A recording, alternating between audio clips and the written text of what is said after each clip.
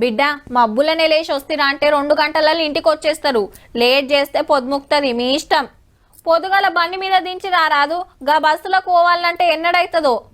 2 నెలల సంది మొత్తుకుంటూనే ఉన్నా రైలుకు టికెట్లు బుకింగ్ చేయమని. ఇప్పుడు చూడు మొత్తం వెయిటింగ్ లిస్టే రావట్టే. బస్సులకి ఇక మేము పోయినట్టే. గిట్లుంటది 10 ఏడు పండుగ వచ్చిందంటే. ఎంత ఎల్లం పోవాలనుకుంటే అంత ఆలస్యమైతుంది మళ్ళా. ఎందుకో తెలుసు కదా. హైదరాబాద్ లో కారెక్కి రైజిన పోయి ఆంధ్రాలో దిగితే ఎట్లుంటది, సిటీలో బస్ ఎక్కి ఏడాగకుండా విజయవాడకు దంచితే ఎట్లుంటది. అది అవదమ్మా. మనం ఎంత స్పీడ్ గా పోదామన్నా టోల్ గేట్ల కాడ సుక్కలు అవుపడతాయి అంటారులే.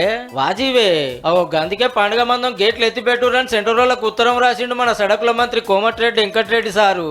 ప్రతి టోల్ దగ్గర అందరికి ఈ ఫ్లాష్ ట్యాగ్ లేక టోల్ దగ్గరనే 20 కిలోమీటర్ లైన్ ఆగుతుంది. 3 టోల్ గేట్స్ ఉన్నాయి. దానికోసం కూడా నాకు పూర్తి నమ్మకం ఉంది. ఆ టోల్ కూడా దాన్ని ఎగ్జామ్షన్ చేస్తారని. సంక్రాంతికి బగ్గ మంది ఊర్లకు పోతారు. హైవే మీద కిలోమీటర్ల కమానం ట్రాఫిక్ జామ్ అవుతుంది. దా తిప్పలు తప్పిరని అడుగుతాడట.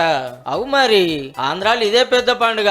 సీతం మంది పోతారు. ఫాస్ట్ ట్యాగ్ ఉన్న ఒక్కొక్క బండికి టోల్ ఛార్జీలు తీసుకొని పంపేట వరకు మస్తు జామ్ అవుతాయి. చౌటుప్పల్ దగ్గర పంతంగి టోల్ ప్లాజా, అటు కొర్లపాడు, చిల్లకల్లు 3 దాటాలనాయే. ఆంధ్రాకే కాదు ఇటు నల్గొండ, మిర్యాలగూడ, సూర్యాపేట, ఖమ్మం దిక్కు పోయేటోళ్ళది కూడా ఇదే రూటు. గా 2 రోజులు గేట్లు కుల్లా పెడితే రప్పుని వెళ్ళిపోతారని మనోళ్ళు ఆపొచ్చనా. కానీ టికెట్ కొట్టకుండా పైసలు రాకుండా సెంటర్ వాళ్ళు పుక్కట్లు ఇడిచి పెడతారా అనేదే డౌట్ అబ్బా.